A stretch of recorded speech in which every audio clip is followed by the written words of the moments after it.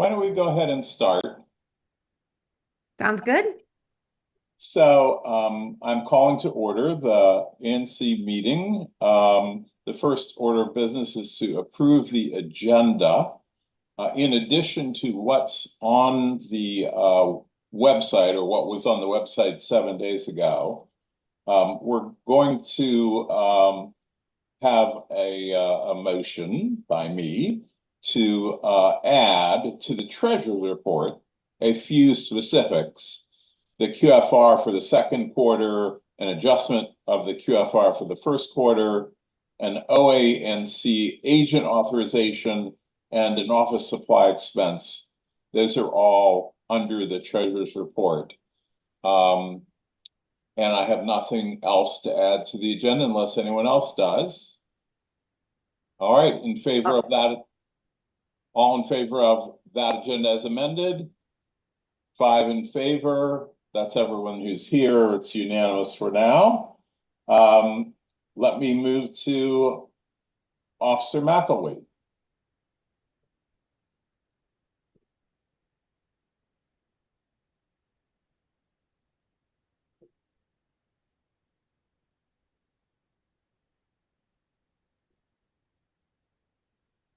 There's a little delay in starting the microphone. Yeah, Catherine may need to unmute him. Actually, I think we're allowing people to unmute. Okay, I'm unmuted. There we go. Good evening, everyone. Good evening, commissioners. Thanks for having us here as always. For those of you who know who I am Officer McElwee, your traffic officer, and I also attend all our community meetings. And I also see that Captain Haskins is in attendance as well in the audience. I'm going to quickly go over our stats and our crime stats for the last 30 days. We had 17 offenses. One was a ADW, which ended up with an arrest. I'll touch on that in a second. We had two motor vehicle thefts, 5 theft from autos, and 9 general thefts. Last month, the month of February to March, we actually saw a decrease in motor vehicle thefts. We had 4, so we went down to 2. And our theft from autos also decreased from 8 to 5. Our general thefts, however, went up by 4 from 5 to 9. I'll start off with the ADW arrest, which occurred at the Palisades Deli back in March 10th. An individual went in there and displayed a handgun after he was upset with the services he was getting. Nobody was injured. He basically just displayed the handgun out of frustration. He also left his driver's license there because he was asked to provide ID, which is what made him upset, I believe. And he left the store, so he was easy to track down. And our detectives did make an arrest a week and a half ago and closed that case. So that has been closed. The 2 motor vehicle thefts. The one theft occurred, if you live in the area of Sherrier Place, 5100 Sherrier. We had a 2024 Lexus dark green that was stolen. Keys were not with the vehicle. That vehicle has not yet been recovered. And we had a dirt bike, which was classified as a theft of a vehicle. This occurred on 3000 New Mexico Avenue. That's all particulars that I have on that. Our theft from autos, as I said, were down. Most all the thefts from autos involved items left in plain view. They broke the window to gain access to remove the items that they saw. I'm going to go over the 5 locations, actually 4, for those residents that are listening. 2900 and the 2800 block of University Terrace, we had 2 theft from autos. 4700 block of Reservoir Road, 5000 block of Cathedral Avenue, and the 5100 block of Rockwood Parkway. I spoke to our auto theft officer who asked me to convey that part of our investigations and we look for these suspects as we go through and we canvass for cameras. Ring cameras are helpful. We love cameras here at the Metropolitan Police Department. If you don't have an outside camera, since we're discussing this now, the DC government has a camera incentive program. It's the private security camera rebate program. I'm going to put it in the chat box. And real quick, in a nutshell, from all my experiences, and Commissioner JP, if he's out there, he can certainly attest to that. It basically covers about the whole cost of the cameras. And part of the contract, so to speak, is that if we do have a crime and you have one of these camera program, we just ask to see the video to help us solve some of these crimes. So I'll put that in the chat box. Please take advantage of it if you need a camera. It's a great program. The 9 thefts we had, most of them were package thefts. We had 3 retail thefts that occurred at Walgreens and CVS. And with that said, as far as traffic, I concentrated again out on MacArthur Boulevard. It seems with the spring upon us, the new roadway pavement down there in the 4600 block, we see an increase in speed offenders out there. So I was out there and I wrote 26 tickets. We'll continue to monitor that for compliance. It seems like mainly in the evening or afternoon, late afternoon hours, they seem to pick up. So we'll monitor that. No major accidents. And I want to thank Commissioner Blumenthal, who took advantage of our ride-along program. We went out for 3 hours, had a good time. I showed him some things. He taught me some things. And as always, I encourage the commissioners and residents to take advantage of our ride-along program. Not a lot of police departments have that. Metropolitan Police Department does. If you're interested, I'll put my email address also and take advantage of that. With that said, I'm open for complaints, concerns, compliments. Commissioner Simkowitz? Thank you, Chairperson Horn. Officer McAwee, we did catch someone else with the camera. There was a truck that knocked over a lead telephone pole, the traditional DC telephone pole, and video captured it, and we were able to get a supervisor of the truck that hit it to take control of the situation and make arrangements to have it replaced. So it does work. They stepped up for their responsibilities, Commissioner, right? Correct. Yep. And as I said, those cameras help us. You can't go down one block without being picked up by 5 or 6 cameras, and we'll use Foxhall Village, for example. So great. Thank you for that, Commissioner.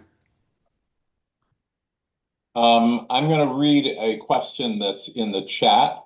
Gordon Kitt says, it's tax time again.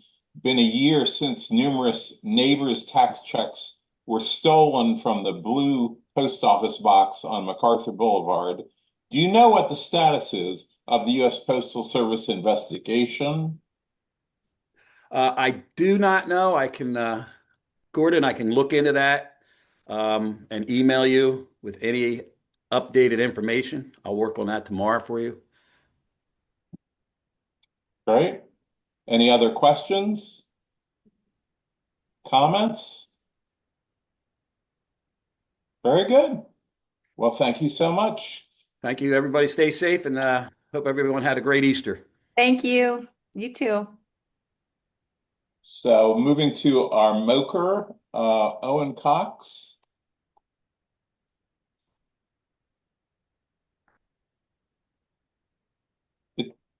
It takes a second for the microphone. Mute. Okay. Hi, everyone. My name is William Owen Cox. I'm the Ward 3 liaison for the Mayor's Office of Community Relations and Services. I just have one announcement. Coming up, we have the Mayor Bowser's 10th annual spring cleanup event at Guy Mason Recreation Center. I hope that we can get a big turnout this year. We're in a ward competition with everyone else, and I want to make sure that Ward 3 shows out. It should be a lot of fun. We're working with businesses to get donations for food and refreshments and maybe some music. We'll also have a roll-off dumpster. So it's just like roll-offs in the past. If you have large items that you need to get rid of, you can bring them to Guy Mason. You'll throw them in the dumpster, and the city will take it away for free. So if you have any furniture or large items, nothing like electronics, but or mattresses have to be wrapped. But if you moved recently or need to get rid of stuff, then you can bring it on down. It will be Saturday, April 25th at 10 a.m. And I'm putting the link to the Eventbrite so you can register into the chat. But we hope to see folks there. And it's a nice way for the community to come together, help clean up, and have some fun too. So thank you. I'm here if there's any questions. Any questions? Seeing none, thank you so much. Is there anyone here for Councilmember Fruman's office?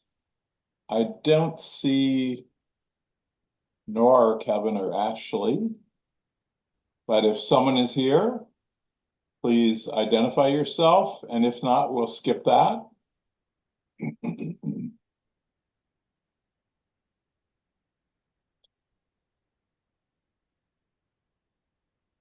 All right. Let's move to colleges. I don't see anyone from American, unless I am mistaken. That would be Jason Millison. Yep, I don't see I him. don't say him. And, oh, yes, There's Jason Robert. Maybe that is Jason. yeah. Can you try to unmute?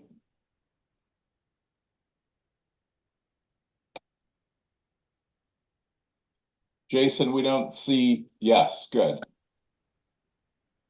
I am so sorry about that. I didn't realize that I was logging in from my traditional email that's got my middle name in it. But hello, Oh, everyone. got it. Okay. Yeah, so sorry about that. Jason Millison, Director of Community Relations from American University. I've got a slew of events in April. I'm going to drop them in the chat, but the one I want to make sure I speak on is this coming Saturday. We have our Cherry Blossom Festival at 3201 New Mexico Avenue. This is a really cool event that American University is working with the small businesses in front of the storefront on 3201 New Mexico. So that's Wagshaw's, that's Al Dente, Chef Jeff's. You guys know the little cohort of small businesses there, and basically just a festival with live music, promoting those small businesses, some giveaways sponsored by American University, and some other fun prizes, and pop-up activations. So just wanted to let folks know that that's taking place this Saturday from 12 p.m. to 5 p.m. And I will be there along with some other representatives from American University to make that a great event. So I'll put all the information for that event in the chat, 12 p.m. to 5 p.m. this Saturday at 3201 North 3201 New Mexico Avenue. And then the other events we've got, some other spring events that are at Cats and Art Museum and on our campus. And we would love you all to come. So those will be in the chat, and thanks for my time. Thank you so much. Any questions? All right, let's move on to, is there anyone from George Washington? I didn't see Kevin or Gabrielle, but if anyone else is here for George Washington? Yes. Oh, no. Okay, let's go to Georgetown. Eric Castro is here.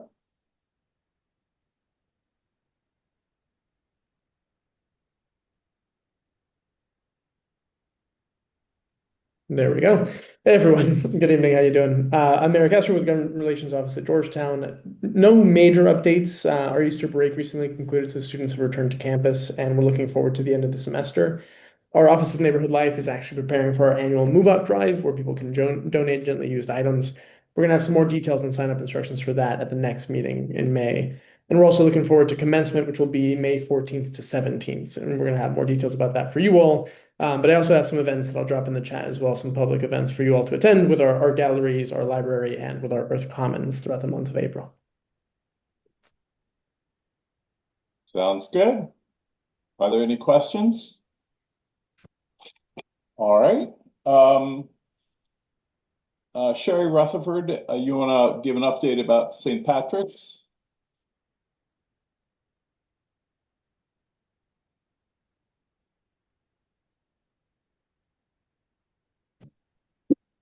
Great. Thank you all very much. I'm happy to see you all tonight. I did want to give a brief update. As I mentioned last month when I was here, St. Patrick's convened a series of community meetings last month to introduce a project, a very important project for the school, basically a reunification of its entire lower and middle school program on Whitehaven Avenue with a new middle school proposed to be constructed. So two open community meetings on the 17th and 19th of March. I think were very well attended. One was Zoom and one was in person. And so the school right now is following up on some of the questions that they heard at those meetings, particularly regarding parking and really sort of refining those numbers, as well as construction management. So again, some very specific and pointed questions were asked. And so working to refine that information and come back to the community with clarity on those issues. In addition, St. Patrick's is working to talk directly with folks at the Colony Hill Neighborhood Association, as well as 1801 Foxhall, regarding exploring expanded use of the Foxhall field. So those conversations are getting started. We'll keep the ANC updated as those progress, as well as other issues as we move forward. No application has been filed yet. Again, there's still some work to do before the application would be ready. But the school would, as we mentioned last month, would very much like to get the application in the relatively near future to secure a summer hearing date. And that would mean basically back before the ANC, hopefully with a presentation in May, and looking for a vote at your June meeting. So that timeline is hopefully still what we're aiming for. But again, there's still a bit more work that we're doing to respond to questions that came up during those community meetings. I'll put in the chat, there's a dedicated website as well as an email if anyone has any questions. But again, I just wanted to thank the commission and all the commissioners for their input and feedback on this project and this effort. Very exciting time for St. Patrick's, and I think good progress is being made. So more to come, but just wanted to give a brief update on that. Thank you. Thank you. Any questions for Sherry Rutherford? Thanks so much. Great, thank you all. Thank you for, let's move to commissioner updates, starting with Commissioner Elkins. Thank you, Mr. Chairman. If you don't mind, I will share my screen in just a minute. I've sort of volunteered to, as a non-expert, to inform all of us to the extent I can about something that the Office of Planning is doing. They've been working away now for several months on a plan, comprehensive plan, looking ahead to the year 2050, if you can look that far. But they want to have some ideas about how land use would change over the next many years. And so one of the ways in which they get the conversation going is to produce something called the Future Land Use Map, in which they draw various possible changes in land use in order to encourage discussion. One of the pressures that the Office of Planning has been under has been about more housing. I think we all realize that the district could use more housing. And the question is, how do we go about getting that? And there's been particularly interest in having some of that housing take place here in Ward 3. And I think we all know there's not a lot of vacant property just to go off and build some new houses. So there's some. We see that taking place a little bit in our neighborhoods, but primarily we're stuck with changing potentially the way in which land is used in Ward 3. So they have come up with a proposal, and I've only begun myself to look at it. So we're not asking for a discussion at this point, but at some point, I think the community will want to have discussion, and perhaps we might use our engagement software for that. We'll just have to see. But let me just share my screen for a second here. This is our ward, and you'll notice some lines here along Massachusetts Avenue, some along here along New Mexico, and some here along MacArthur. And these areas of coloration are a way of suggesting that perhaps the use of the land might be changed in the future. And one of their ideas, and this is the way they've sort of designated for discussion, is something that they call moderate scale residential neighborhoods. And so in these areas, they're suggesting that in the future, we might look to having row houses, townhouses, townhomes, and small apartment buildings, typically 2 to 4 stories. And many of these areas that they've designated now are single family housing, not all of it. And so that does raise some interesting areas of discussion. So I think that their publicity about this map has not been as extensive as maybe would be desirable. And so we wanted to bring it to your attention. And you can find all this information on the internet in the Office of Planning. And as we go forward, the ANC we have not discussed this as a group, may want to encourage discussion among the neighborhood. We'll look forward to deciding how we might be able to have some of those discussions. So just wanted to raise this to everyone's attention so that you're not surprised later, because OP, the Office of Planning, is taking comments and suggestions at this point through the month of April. So you'll see that on their website, they have the ability for you to give some of your opinions. So thank you, Mr. Chairman. That was a bit long, but wanted to make sure people knew about this. And important. Commissioner Duncan? I have two things. Tuesday, April 21st is our next Transportation Committee meeting from 2 to 3:30. That's virtual. It's open to the public. We do advertise that on all the listservs and Nextdoor. And then I also wanted to let the community know that the PCA, in conjunction with the FCCA and Spring Valley, are hosting a mayoral candidate forum, also on April 21st. 7 p.m. there is in person at the GW campus at Mount Vernon, but we will also be live streaming it, and we're going to start promoting that pretty heavily starting tomorrow. So keep an eye out for that. There is we were also hoping to have an attorney general debate, but not all of the candidates can make that date. So we're trying to work something out. So right now it's the top mayoral candidates that meet certain thresholds. Very good. Commissioner Colin Roosevelt? Yeah, my only update is that Commissioner Horn and I received a BCA application for 5059 Glenbrook Terrace. They don't have a hearing date yet, but it's just an addition to a house, but it will certainly come up in future meetings. And so just wanted to let everyone know about that. Very good. Commissioner Blumenthal? I don't have a report. I would have, other than to thank Officer McElway for the riding along, but he's already left the room. So plenty to talk about tonight. I'll pass. Very good. I will pass also. We have plenty to talk about tonight. Commissioner Simkowitz? Thank you. I don't have any updates as a commissioner, but I can tell you as a candidate for Attorney General, I would be happy to debate Brian Schwab, but he apparently has more important things to do that night. So anytime he's available, bring it on.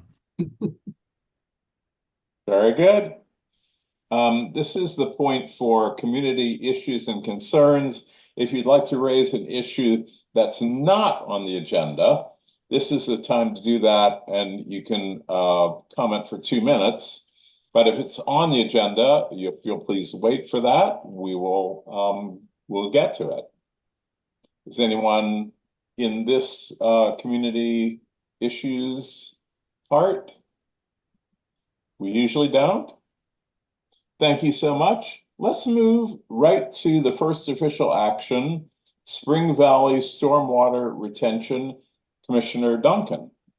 The motion on the floor is to send a letter asking DDOT to suspend all work on the new facilities in Spring Valley and to remove the existing facilities that have already been put in that aren't part of the original plans. Do I have a second?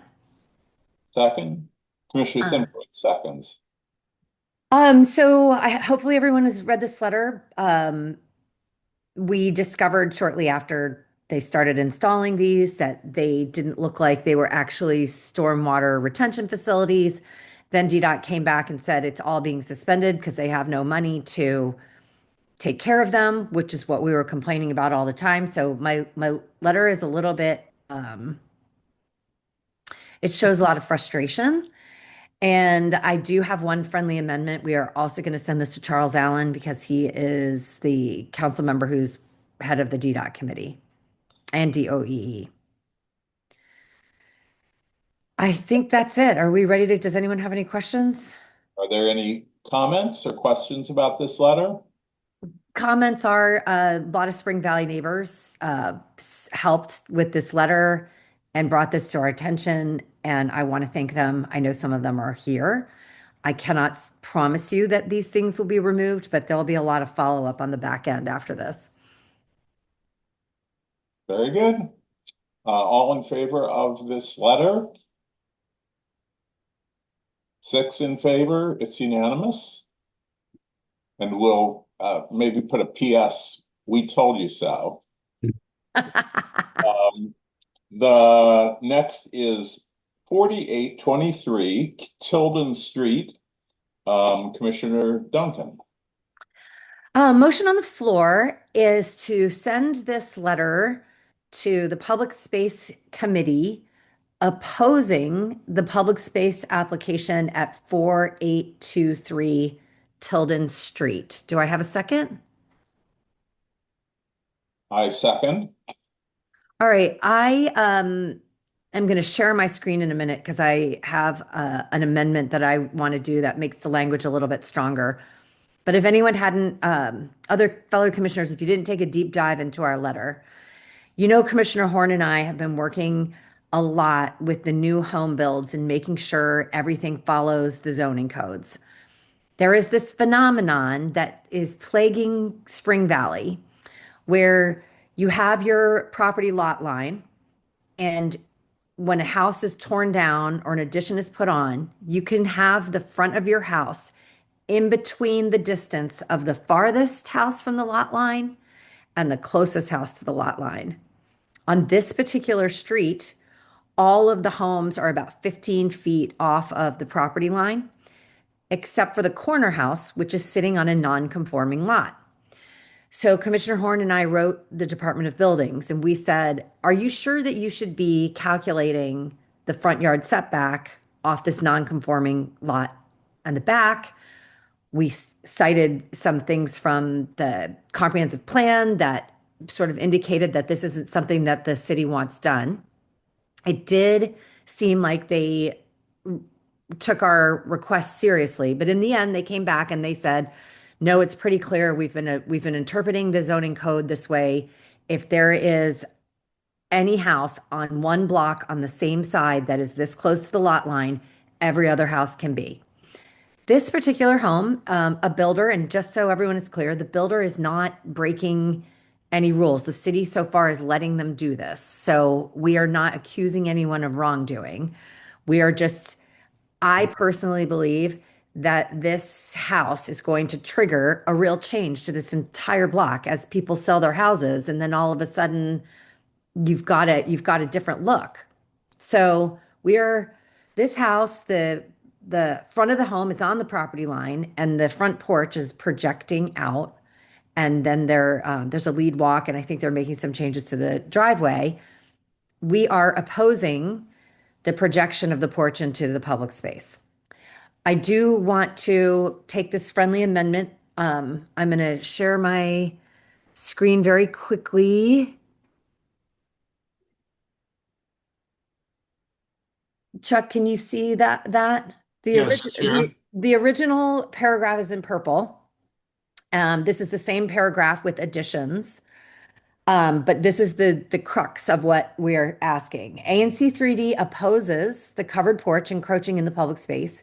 We have received comments from multiple neighbors and legitimate concerns regarding the character of this block on Tilden Street.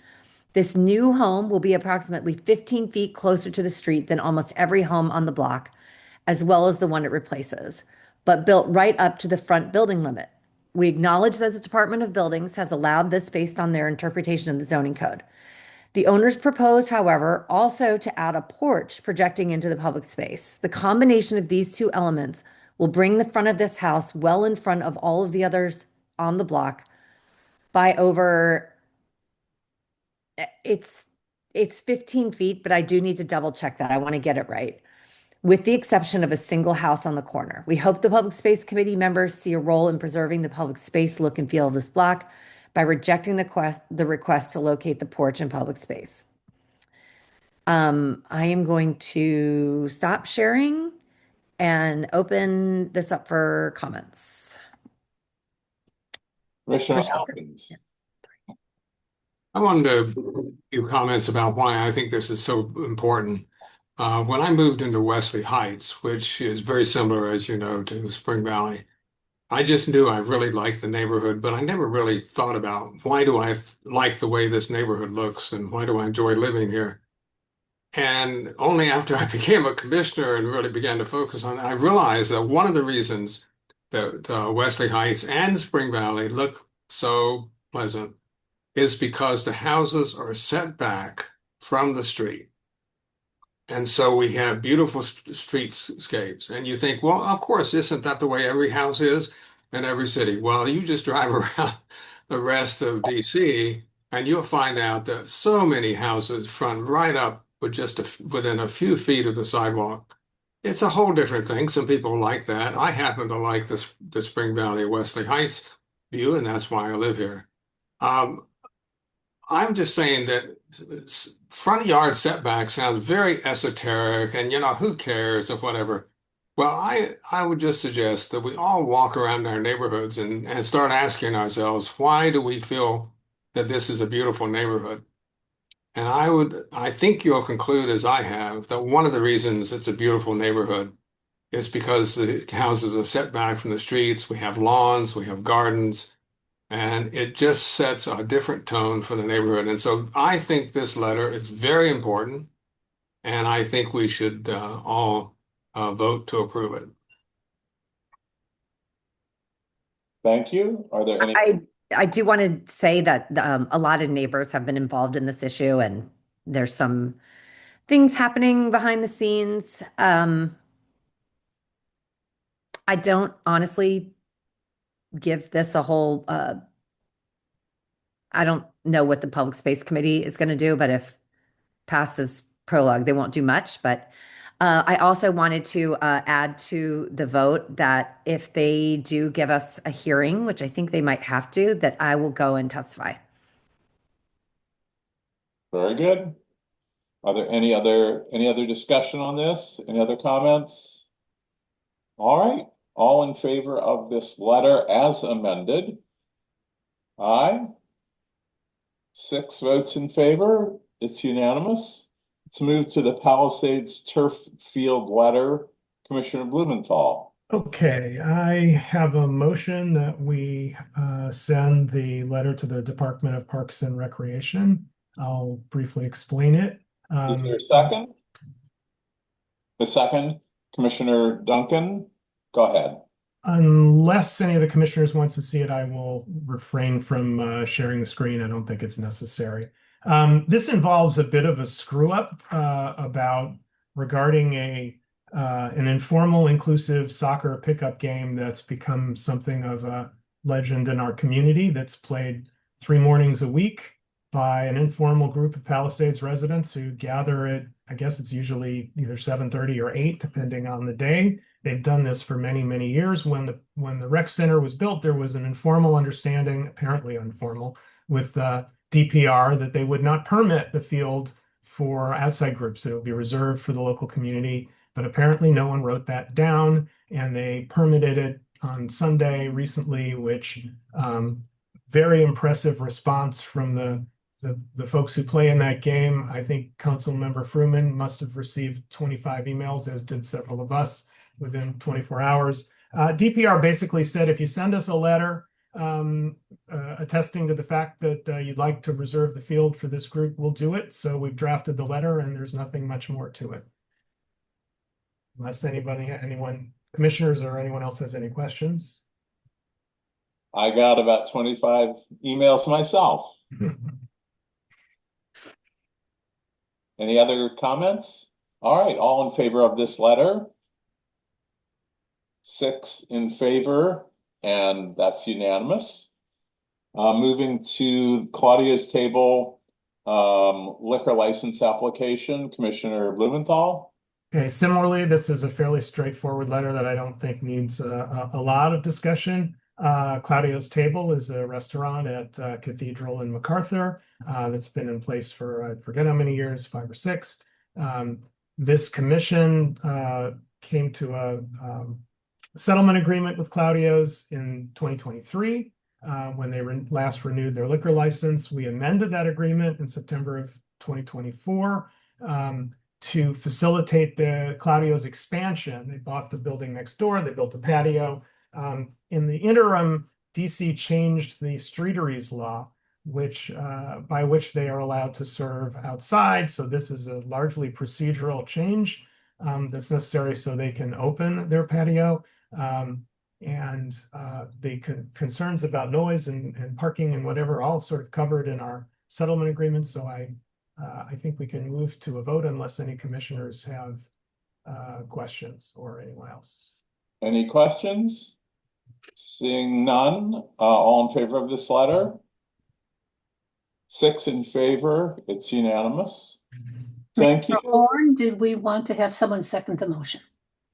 I seconded, oh, didn't I second that one? I think I did, yes. I think you did. Yeah, thank you so much. I'm sure you did. We have to make sure that we have a second.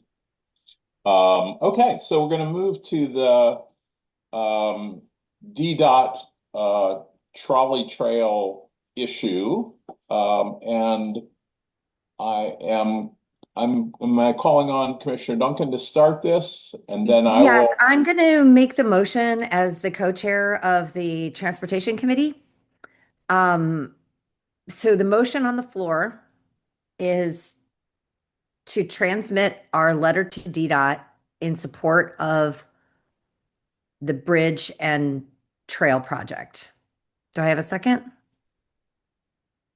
Second, Commissioner Blumenthal seconds. So I think that we are ready for discussion. Okay, so let me just begin about how we're going to do this. You know, what we're discussing is DDOT's 90% plan for the Arizona Avenue Bridge and Trolley Trail project. And we're talking about the draft letter that's been on our website since last week. Before we start, let me say 3 things about citizen input. Although we usually are quite generous with time, we expect to have too many people to speak to be quite so generous. So I'm going to enforce the ANC3D operating procedures that are printed on our website. And they say, quote, each speaker should be granted 2 minutes to speak. And they also say, quote, when possible, the commission will utilize a virtual timer to keep time. So you're going to see a virtual timer counting down from 2 minutes on your screen. And again, quote, public comment will end when the chair finds debate repetitive, there are no speakers remaining, or the commission votes to end debate. I expect everybody to be able to speak. Um, Also, you can put comments in the chat. What we want to do with this issue is we'll gather up all the comments in the chat and put them in a document and put it on our website underneath this topic so that it'll be available to the public. So you are welcome to comment on your website, but I'm sorry, you're welcome to comment in the chat, but be aware that it's kind of a permanent thing. It's going to go up on our website. But that's one good way to get your point across if you feel like 2 minutes isn't enough. The second thing is, please be as specific as possible. I'm hoping that we're going to show you a map. In fact, you can put that map up at this point. This map is going to be on the website and on your screen, and use it to be specific. The trail is particularly beautiful between points C and D, or is particularly muddy between points E and F. Being specific, this is just a suggestion. You can say whatever you want in any way you want, but there's just one exception to that, and that is Palisades has a long history of civility. We usually work things out by consensus, but whether there's a consensus or not, we are polite to and we are considerate of each other. And I'm asking you now, and may have to insist later, to turn down the temperature on this debate. It's an important debate, but not one that justifies getting personal or using mean language. So I'm going to cut people off if they speak too angrily or claim to know someone else's personal motive for supporting or opposing any part of the project. The debate is about the trail, not about each other. I urge you also, and finally, to listen to what other people have said before you. You're welcome to repeat what others have said. You're welcome to say whatever you want, but at some point in the debate, it may be more productive for you to, speakers on both sides, to agree with a certain prior speaker's point rather than to repeat it. And by all means, you are welcome to disagree with a fact or opinion stated by a previous speaker, but please don't misrepresent what the prior speaker said. Let's make it a debate of honest differences. Okay, so we're going to start with the first person. And Tricia, what's the order for the first two? So we decided that we were going to call on people in the order in which their hands were raised. So I am going to announce the first speaker and then who's on deck. And just so everyone knows, when you go to unmute yourself, there can be like a 1 or 2 second lag. So give it some time. So first up is Amy DS and followed by Anjum. Amy DS, you are up. And the timer won't start until you start speaking. So try to unmute and Okay. There now you I are. know There you that's- are. So thank you very much for this opportunity. I hope I take much less than 2 minutes. I really just wanted to let you all know that for me, paving this trail is a really high impact and practical improvement that I think will really benefit this community. I foresee it really increasing accessibility. It's going to encourage more walking and biking. And I think very importantly, it'll reduce vehicular traffic. That's kind of in line with most transportation and sustainability goals. So I think this is a really green initiative for our community. But on a personal level, I just want to note that I think the paved trail is actually going to offer a really safe, continuous route to allow people to get around Palisades. And this is especially important for children. My kids ride their bikes on the sidewalks when they have to get up to the church or they have to go back and forth, and they get yelled at when doing so. But it's not safe for them to bike on the streets. And so this trail just offers a really safe way, particularly for our children, to get around and reduces their street crossings and their interactions with cars. So I just really wanted to thank you all for your consideration and your support of this project, because I think it's going to be an incredibly valuable public asset that's really going to improve the quality of all of our lives here. So I just wanted to thank you all and just express my support and continued commitment to trying to get this through. So thank you. Thank you very much. Chairman, up next is Anjum, followed by Andrew Heimert. Anjum, go ahead. Okay, try to unmute.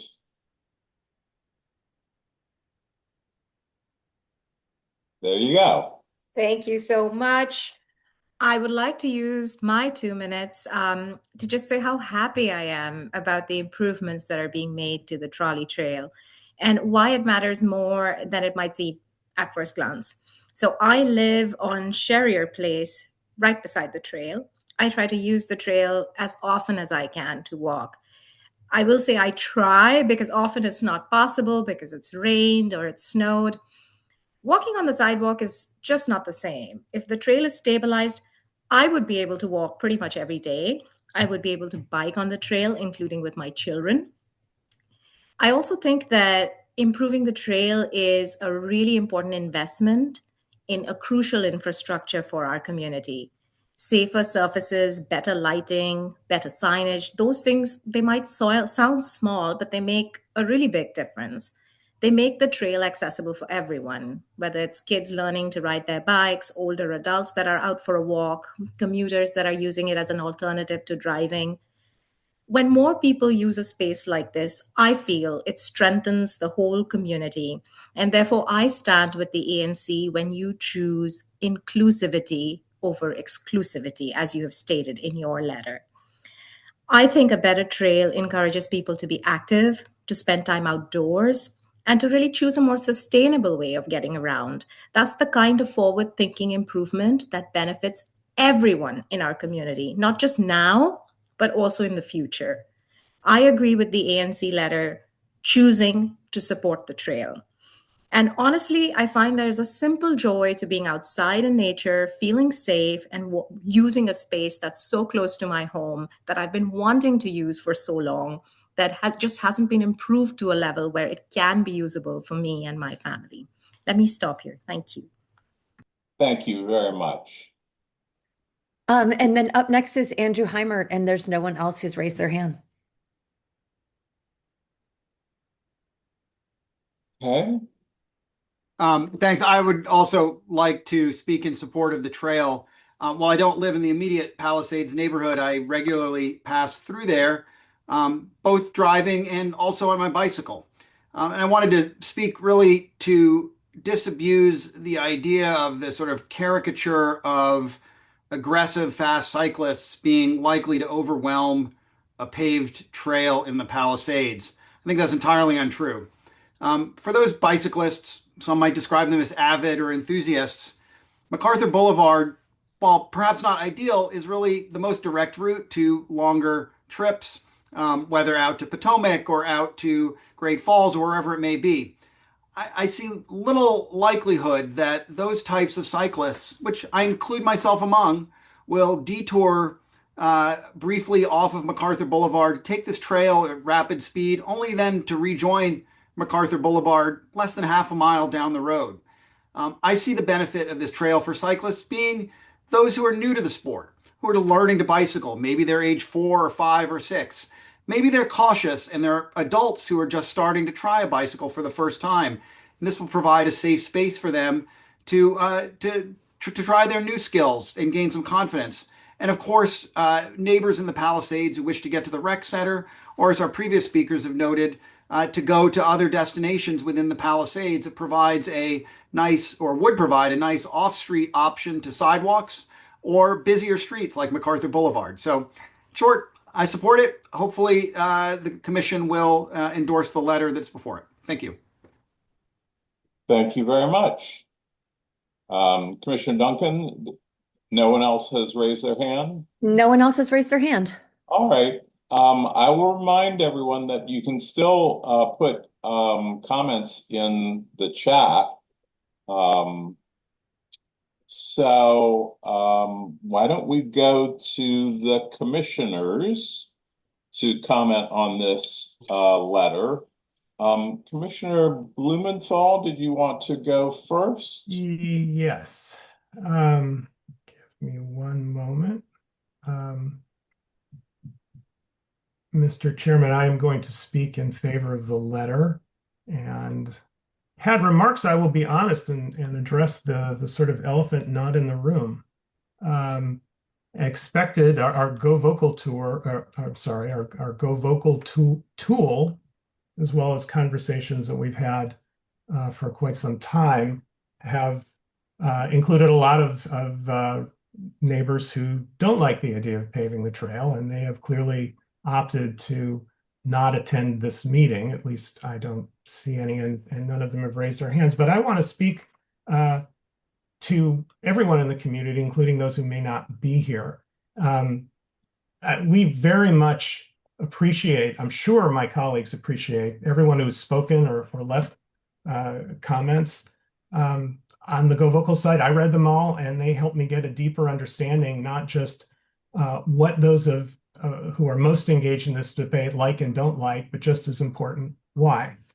So I put a little slide deck together, take a couple minutes to run through. I'm going to share my screen and get to that, which I hope you can now all see. One of the most fundamental worries we've heard over and over is that Mr. Heimert spoke to as well, is that a paved trail will create a bike superhighway, like the Capitol Crescent Trail. And these are comments from Go Vocal, that basically there are too many speeding bikes will create an unsafe environment for pedestrians, the elderly, children, and dogs. I've been asked very often, why do the bikers want this? And I think that's a fair question. Though to be completely transparent, I should say up front, I'm a biker. I've been a daily bike commuter. I was a daily bike commuter for years, now mostly recreational, but I ride a lot. And I understand that to many in our community, I may personify the sort of cyclist that they worry will overrun the trail. That said, I hear, and I think we all hear loud and clear and understand the concerns about too many bikes. And while what I may have to say may not change any minds of those who are not here, I hope you will hear me out as well. This map, or on this map, sorry.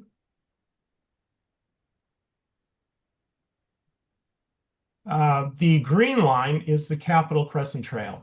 Just over 7 miles long, it's one of the most heavily trafficked multi-use trails in the United States. And that's because it connects those who live and work in Bethesda to those in DC through a true network of protected bike lanes downtown. It draws at least 1,000 users per day who either commute to and from work or who travel to it for recreation and fitness, place to spend an hour or more riding out and back. In contrast, the bold red line is the Trolley Trail project area. It's just 0.6 of a mile long, connecting two ends of our residential neighborhood to the Palisades Recreation Center. In my opinion, I just don't see many bikers like me being drawn to a trail that's only 0.5 mile long, especially with the Capitol Crescent Trail so nearby. Which brings me to one of the most frequent comments made on our Go Vocal site, and that's the perception that DDOT is undertaking the bridge and trail project instead of a better connection to the Crescent Trail. Some even told us they oppose this project because it does not connect to the Crescent Trail. Well, again, this may not change many minds, but let's be clear. A better paved connection to the Crescent Trail at Arizona Avenue is also coming.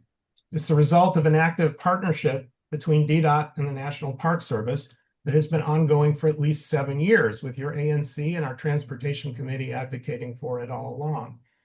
The project now has a DDOT webpage. You are looking at it, where you can see what it will look like, and scrolling down, see a timeline showing that the project is currently in its final design phase, with construction anticipated to begin 2 years from now.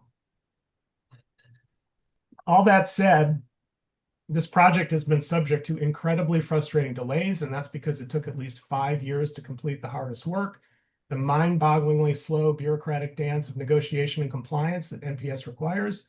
But again, the project is happening. It is fully funded, and when complete, will, I believe, enhance the value of the bridge replacement and the trolley trail improvements we're discussing tonight. Consider the map. To be fair, neighbors like me who live northwest of Arizona will not need the bridge or the trolley trail to reach this new connection, but those who live southeast of Arizona will, for the first time, via the trail, the trail, the bridge, the protected lanes in Arizona have a safe and paved connection to the Crescent Trail.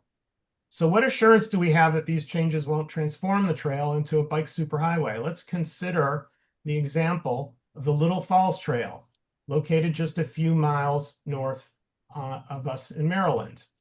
That trail in red at the top of the map is a little bit longer, about a mile between Massachusetts and the CCT, but it's otherwise very similar. It parallels and supplements the Crescent Trail. It has an 8-foot wide paved path. It connects to the Crescent Trail in 2 locations, at an intersection here and via a paved path on Massachusetts Avenue. And it connects to neighborhood side streets here and here. To give you a better sense of it, 2 weeks ago, on that beautiful sunny Sunday afternoon, we had a high up to about 78. I took my video camera and a tripod out to both the Little Falls and nearby Crescent Trails and recorded video of everyone who passed me by for exactly 30 minutes at each location. Let's start with a clip from the Crescent Trail. Over the full 30-minute span, I counted 96, whoops, sorry, losing my own screen. I counted 96 bikes, 32 walkers, and 13 runners. That's a lot of bikes in 30 minutes, many going quite fast. The cyclists outnumbered walkers better than 3 to 1. That's what a bike superhighway looks like. Public data shows just over 3,000 people used the Crescent Trail that day, which, given the weather, is about as high, the very nice weather, was about as high as it gets. If you feel like the total volume of bike traffic would ruin, that you're looking at here, would ruin what so many of us love about the trolley trail, let me just say I agree. Now let's look at a clip of the Little Falls Trail. During the 30-minute span, I recorded 29 walkers, 5 runners, 12 bikers who passed me by in either direction. At about that last number, 6 of the 12 cyclists were children, and 4 of the other 6 were their parents. That means there were just 2 adult bikers riding without children compared to 93 the next half hour on the Crescent Trail. I understand that many of us simply do not want pavement on the trolley trail, period. I hear that. But in my opinion, the Little Falls is an example of what our trail can be. Beautiful, calm, surrounded by nature, with minimal bike traffic, and safe and accessible to all. Finally, oops, sorry about that. Finally, I want to speak to the pedestrian bridge. In debating the trail service, which we haven't done much of tonight, but in the past, I fear we sometimes lose focus of how valuable the bridge is to this community, especially to nearly all of my constituents, those of us who live northwest of Arizona Avenue.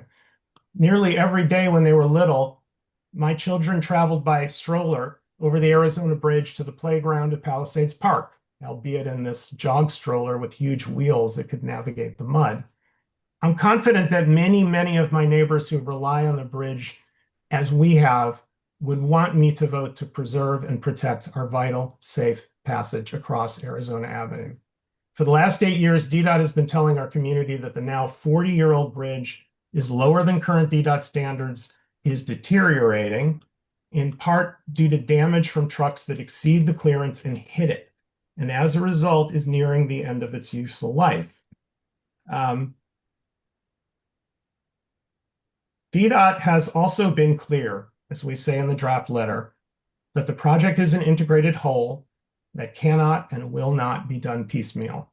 Yet some have told me, and I quote, that's DDOT's problem. Well, with all respect, if our commission were to vote to send that message, it could soon become our problem.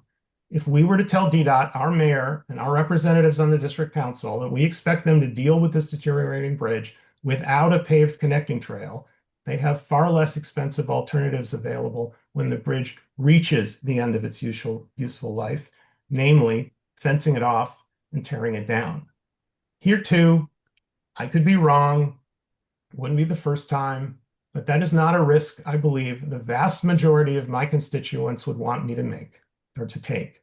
So I will vote in favor of the draft letter. Thank you for your time, everyone, and thank you, Mr. Chairman. Thank you, Commissioner. Is there another commissioner that would like to speak about this? I'll talk. Go Yes. ahead, JP. After Go ahead, Commissioner JP.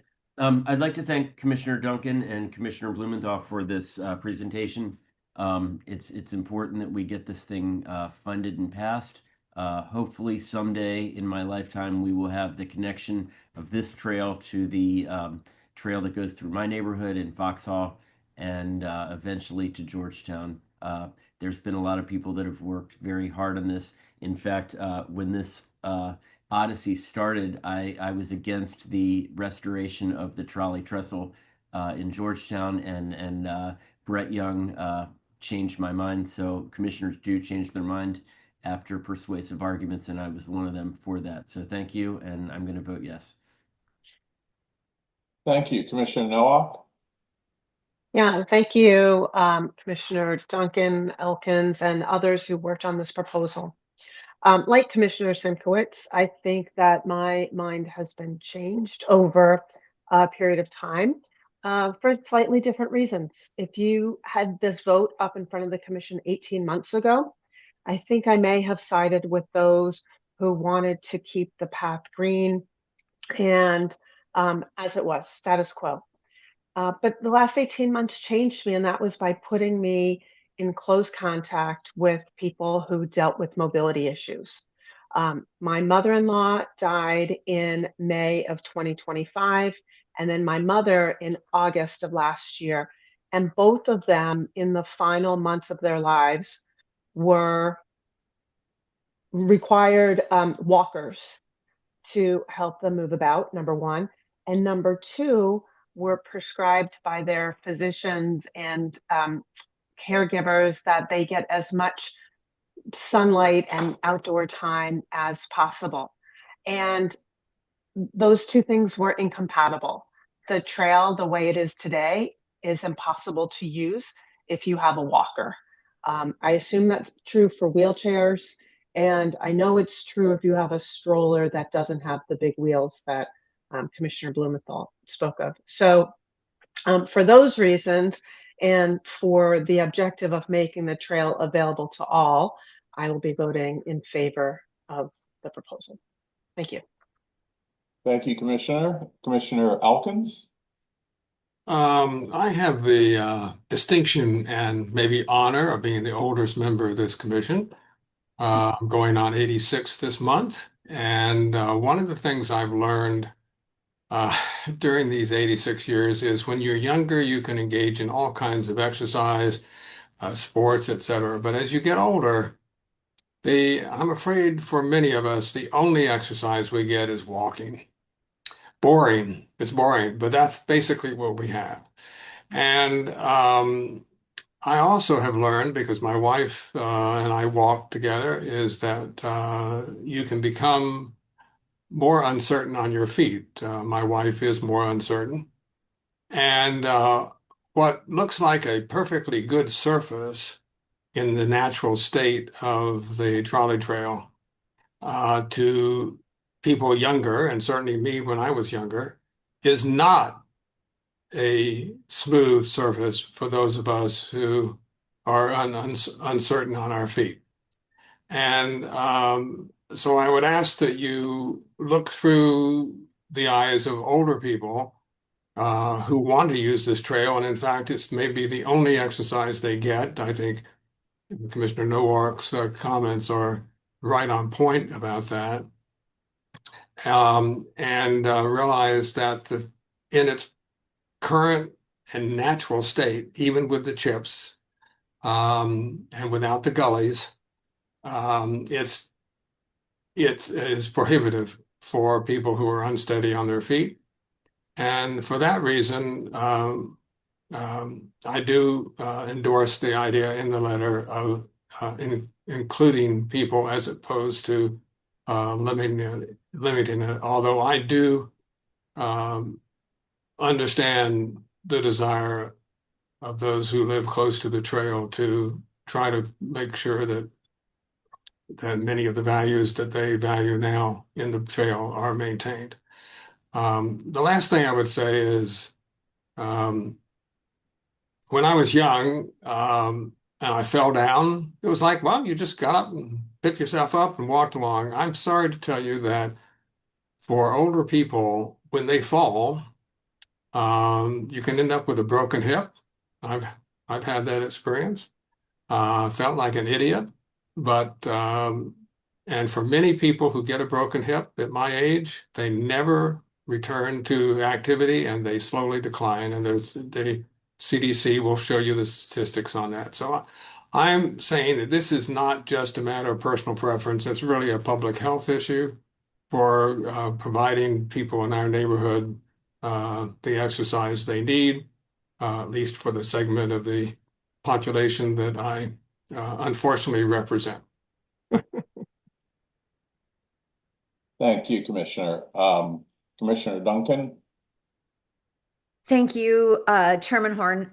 I prepared some remarks, but I think I'm going to, after reading some of the chat and realizing that the neighbors that are opposed to this are not here, I just want to say I'm really glad we are taping this. I hope that people come and watch our discussion and how we came to this, because emotions are running very high. I have some good friends who are opposing this letter in the strongest ways, and it's a strain.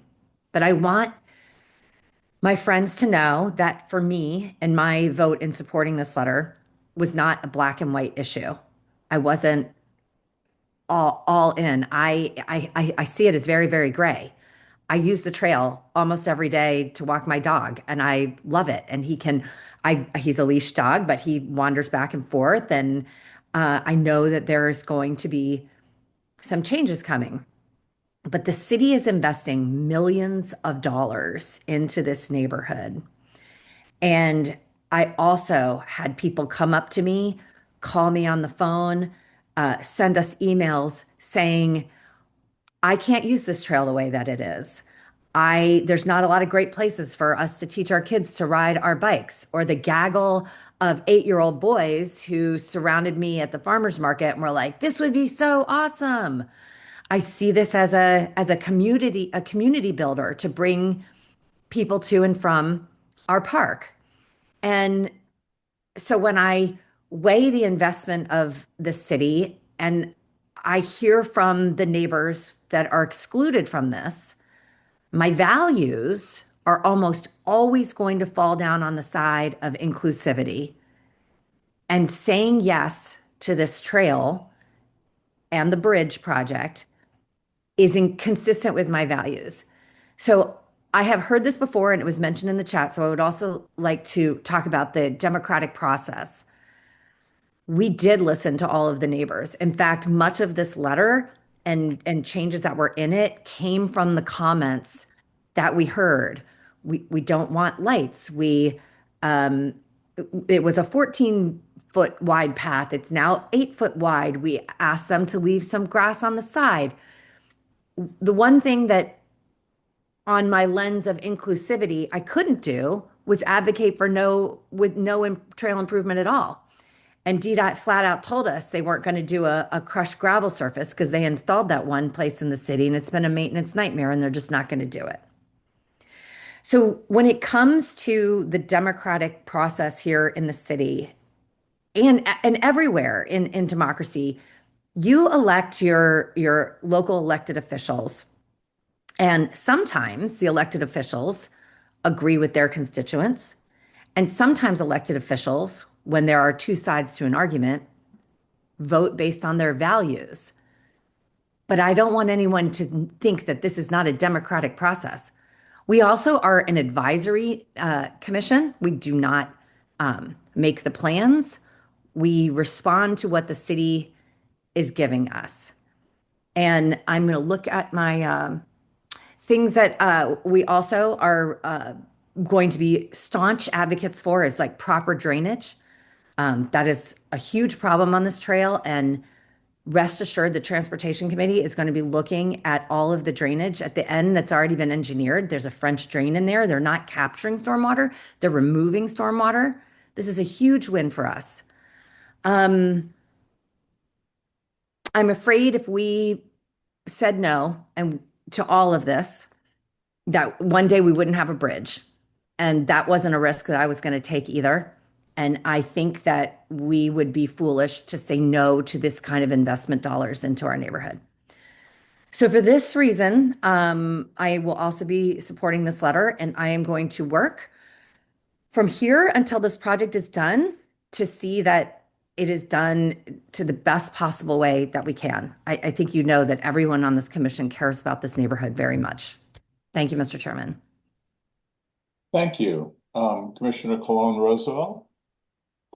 Yeah, I just want to say I'm going to be voting in support. I think this is an opportunity to make the neighborhood more accessible for everyone, not just people who live here, but people who live around here, for more people to use the trail every day. I also think I agree, like this is a massive investment the city is making in our community, and we really want to work with them at every step of this process. So I do want to tell everyone who is listening to this right now or watching a recording later, if you felt like there was not enough input taken into the process at this point, there will be many more opportunities to work with the ANC on this. And so that's why I'm voting in support. I think this is the first step in hopefully building a lot more options for transportation across this neighborhood and across the city. Commissioner Simkowitz? Yeah, I'd like to follow up on what Commissioner Duncan said. If there's any opposition on any resolution we pass, it's incumbent on the person who wants to get their message across to come to our meeting and state their objection on the record. As I said, I was against this in a different part of the trail 8 years ago when we first voted on this, and the debate that we had during the meeting, which was in person, um, it changed my mind. So if you don't come to our meetings and you don't put your statement on the record, the commissioners don't really have a chance to evaluate your position. So because there's nobody else here, we're sort of stuck with what we've heard. But irrespective of this, because my wife grew up on Sherrier and we've walked on this trail, many, many, many times, it's the right thing to do what we're doing. But I still could have changed my mind if somebody had come here and given a more compelling argument. So please come to our meetings and state your opinion so we have that honest debate. Thank you, Commissioner. I would like, Commissioner Duncan, I'd like to make two friendly amendments, or hopefully they're friendly amendments, and then I'll speak about this. The first one has to do with paragraph that's numbered 7 about the RRFB at Sherrier and Arizona. Right now, the second sentence says ANC requests that DDOT carefully study the location of the signs to ensure ample driver visibility. I'd like to add at the end of that sentence, and then install the RRFB signal soon without waiting for the Arizona Bridge project to begin, so that the RRFB is in place before the old bridge is taken out of service. That's a friendly amendment. I will accept that as a friendly amendment. I think that's going to be really important because if they take that bridge out, it is going to be really hard for people to cross Arizona without walking all the way up to MacArthur. So we'll push hard for that. Okay, friendly amendment accepted. The second has to do with paragraph 8, which is about the second bridge ramp. Currently, it ends by saying that we request that DDOT ensure that the new bridge is designed in such a way to allow a second ramp to be installed in the future, should budget allow, without significant reworking the bridge. And I wanted to add, if such a ramp moves forward, DDOT should engage with the ANC and nearby property owners early in the design process to understand and address privacy and other considerations. Absolutely. Friendly amendment. We'll accept. I think that, truth be told, they don't want to give us a second ramp, but if they did, I think we need to address the concerns of that neighbor there. Commissioner Elkins? I just want to make one more comment about the need for people to come to these meetings. And I suspect that some people feel, well, their minds are made up and, it's just a waste of time. I just want to say that in my experience, I've been on this commission, this is my 10th year. There are many times when I've come into the meeting thinking X, and by the end of the meeting, I've changed my mind because of the comments by people who come to these meetings. And on this particular issue, I've been involved. I was chairman back when we were considering it way back at the beginning. And I don't live in the Palisades. I was listening to all the arguments and trying to make a decision. And at that time, so I really think that this idea that some people have about their government, which is not really true of this commission, that people do listen and they want to hear the arguments and they're trying to make the best possible decision they can because they care about the whole neighborhood and they're not siding with some people just because they're friends or something like that. I mean, people take this a very serious responsibility. So I am disappointed that the people who are opposed to this did not come and try to make their case. And I think that was a mistake on their part. I think it's because I'm afraid it may be because they think our minds were made up, and I think that's unfair. And that I think they will find that in many of our decisions that is not the case, and I think that they need to. I would hope they would respect the fact that we're trying to do the best we can and listen as best we can. Thank you. Thank you. Let me speak as a resident and trail user. I've lived here maybe not as long as some of you. I've lived here for 23 years, and that is so far. And I've walked this particular section of the trolley trail hundreds of times in all kinds of weather. I know every bit of mud and every beautiful flower and the bunny rabbits that are so often on the trail. I think the trolley trail is a great asset to our community. And personally, I like it very much the way it is. It's perfect for me. That is someone who walks the paths along the river and through Battery Kemble Park and down Glover Archibald Park and so forth. I doubt that I'll ever ride a bike on the trail or push a stroller and hopefully not a wheelchair. Putting asphalt on this very short, and it really is short, 0.6 of a mile, would not be done for my benefit. Instead, it would be done for children and the parents riding their bicycles, pushing strollers, or walking in all weathers to the rec center. Something that just can't be done now. After all, from end to end, this really is a trail to nowhere. I've heard that many times, the trail to nowhere. Exactly. The only destination on this trail is the rec center. There's just no reason for a bike enthusiast to use this as a through trail. It is true that back in 2019, when ANC3D considered and approved this same trail, opponents back then could reasonably worry that it might become a through trail because the DDOT had not decided on the proposal to go from Galena all the way to Georgetown. But in 2020, DDOT rejected that plan, said it wouldn't go forward with that plan.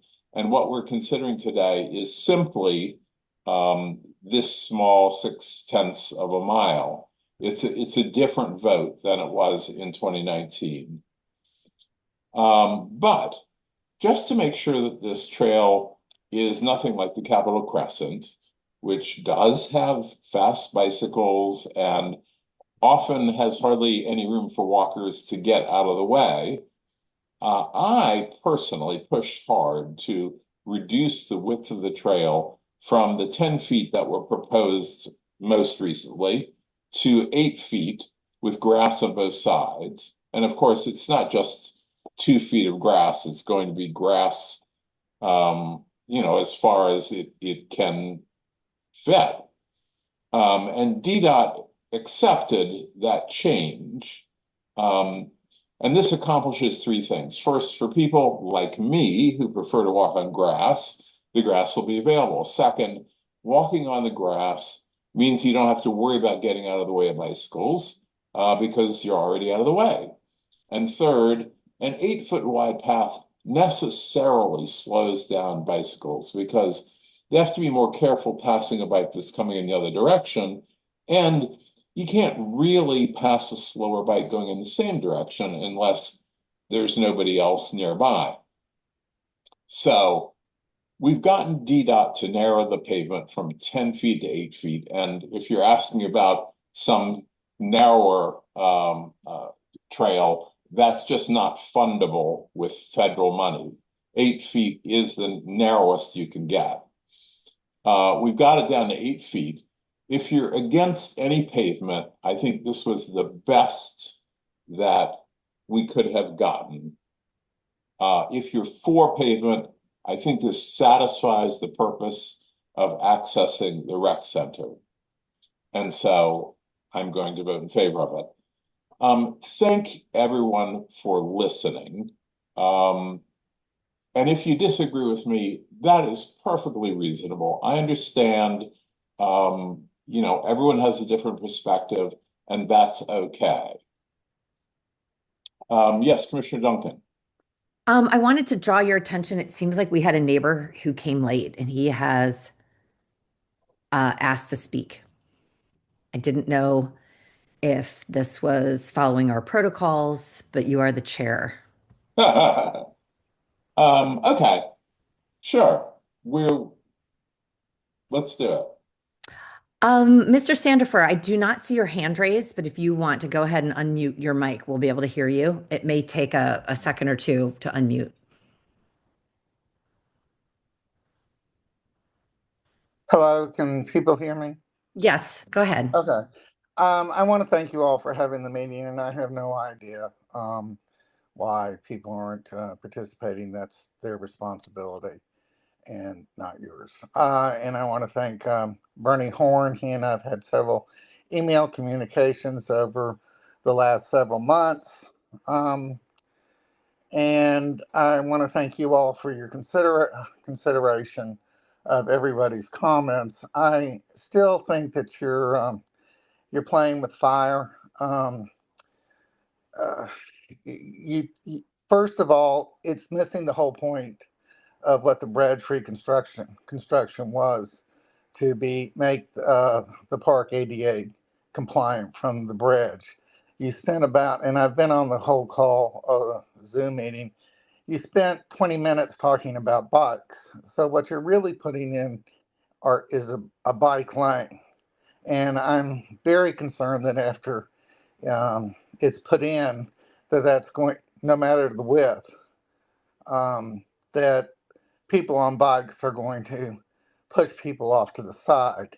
You say that you have, and there'll be some grass, and that almost as though people have unlimited ability. I think it was phrased that they can walk in the grass as far as it goes. I mean, even at 8 feet, where I live,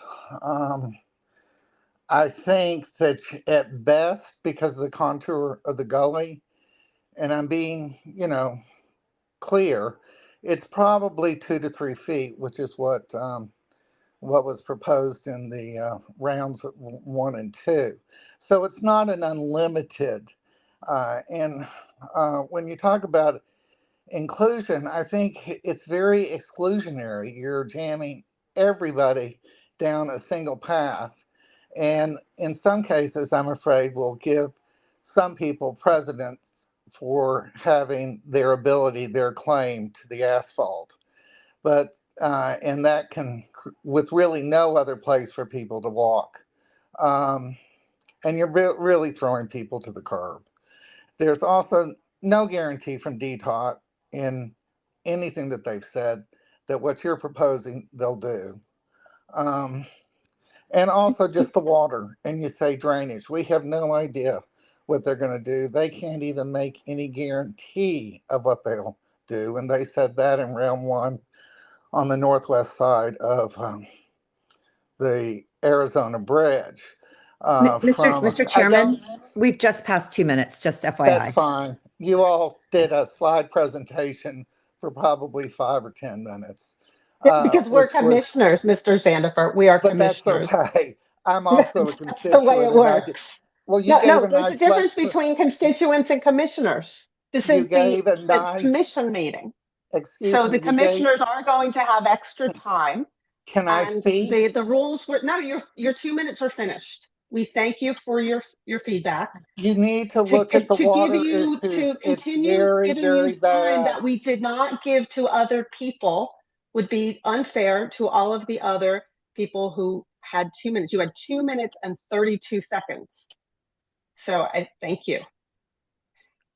I would So like much to for respond to a democracy. few of the things that you spoke What? about, and that is because you spoke about that this trail is for bikes, and I think that Commissioner Blumenthal was clear. Commissioner Nowak, he's muted. Okay. I think that Commissioner Blumenthal was clear that he was counting bikes for the purpose of showing that bikes would not monopolize the trail, number one. I think that your comment that this would make the trail less inclusive is just farcical, because Commissioner Elkins and I both gave examples of populations that are excluded from the trail currently. I don't think that there's a concrete trail on the planet that able-bodied people can't walk on because they're being monopolized by walkers and wheelchairs. So thank you for your comments. But to think that we are trying to exclude people by making the trail more accessible just bends reality. I'll yield. Thank you, Commissioner. Thank you, Commissioner. Are there any other comments or questions from commissioners? Shall we proceed to vote on the amended letter? All in favor? 7 in favor. That's unanimous. Thank you very much. Let's move to the treasurer's report for March. Commissioner Elkins. Mr. Chairman, I want to combine the treasurer's report with the quarterly financial report, which I'm asking for a vote for tonight for us to consider, and I would ask for a second. Second. The report, I can bring it up or we can ask Catherine to if necessary, but let me just see if I can summarize it. Basically, to no surprise, this covers 3 months, and we paid Catherine for her work in supporting of this. Maybe the second page would be good, Catherine, if you're going to show that.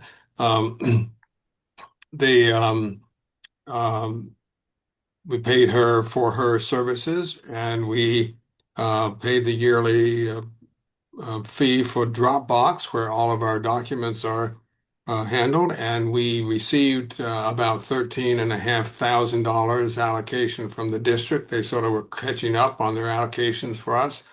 So we end up with a little over $43,000 in the checking account, and about $45,000 in the savings account. So I think I would take some questions on this if necessary, and then I would ask Mr. Chairman for a vote, and then I have a few other items I'd like to just bring to the attention. Commissioner Elkins, I just have a quick question. The transfer from savings to checking, is that just to keep the savings account active? Yes, that's right. The bank said, "Oh my goodness, you haven't done anything in your savings account. We're going to make it inactive." I said, well, we can move $10. And we did approve that in a prior meeting. So Any other questions or comments? So we have to approve the QFR the second quarter, right? Okay, all in that's favor? correct. 7 votes in favor. I'm sorry. Was I wrong? Is everyone in favor of this? Yeah. Okay. Commissioner Elkins, you had more? I do. There's one of them that needs approval, so I'll turn to that. Um, as your treasurer, I spent $17.60 using the debit card to buy some stamps so we can send our checks out to their recipients. And I would ask, I would like to move that you approve this use of our debit card, and I ask for a second. Is there a second? Second. Commissioner Nowak seconds. If there's no discussion, we could take a vote. All right, all in favor? 7 Um, in favor, it's unanimous. I don't make the rules about what has to be approved. Okay, now, when one other thing I just bring to you, I was told to bring it to your attention. Oh no, there's one other, excuse me. There's one other thing we need to vote about, and then I'll bring the other one. The OANC has normally an ability for them to send us their money directly into our bank account without their having to consult with us. They just send us the money. And they basically have access to see what's going on in our bank account. And for whatever reason, there's a 3-year limit on that, and the 3 years has run out. So they would like our to take a vote to basically say that we have no problem with their accessing our bank account, both to send us money and to see how we are spending the money. So I would ask for approval of that and ask for a second, Mr. Chairman. Second, Commissioner Duncan. Any questions, comments? All in favor? 7 in favor, it's unanimous. This is what treasurers do.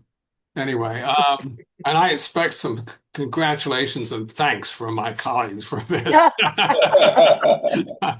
Okay, the last thing is that when we and this is my fault, when we filed the first quarter's report, the quarterly report, for some reason the savings account showed 0, which of course is incorrect. It's got $45,510.91. I was told by ONC that I could simply send in a correction and initial it, but to inform the commission that I was doing this. So I'm hereby informing you. And if anybody has any objection, I would hope that they would speak up now. Otherwise, I will submit it. We will make sure that the minutes reflect your Yes, in fact, if the minutes would informing us. in great detail these items, it would be much appreciated. You can't believe, oh, Marilyn can believe, you can't believe the questions you get from downtown about, well, did you actually consider this? So thank you, fellow commissioners. Thank you, Commissioner Elkins. All right, so approval of minutes, Commissioner Nowak. I submit to my fellow commissioner the minutes from the, what month are we in? April, March meeting as presented. They are available on the website to any constituents who'd like to read them as well. Can I please get a second to approve those minutes? Commissioner Simkowitz seconds. Are there any comments or feedback that I have not previously addressed? As always, thanks to our administrator, Catherine, who has done yeoman's work collaborating with me on those minutes. And do we vote to approve the minutes? We should. Yes, okay. Please. All in favor of approving the minutes? It's 7 votes in favor. It's unanimous. Thank you. So we're wrapping up. The next meeting is May 6th. Is there anything else for us to deal with before we adjourn? Seeing nothing. Thank you so much. Thank you, everyone. There was a ton of work behind the scenes with every single one of these things that we got up here today. So I just want to thank everybody for the time they put in reading our stuff. Thank you. Thank you.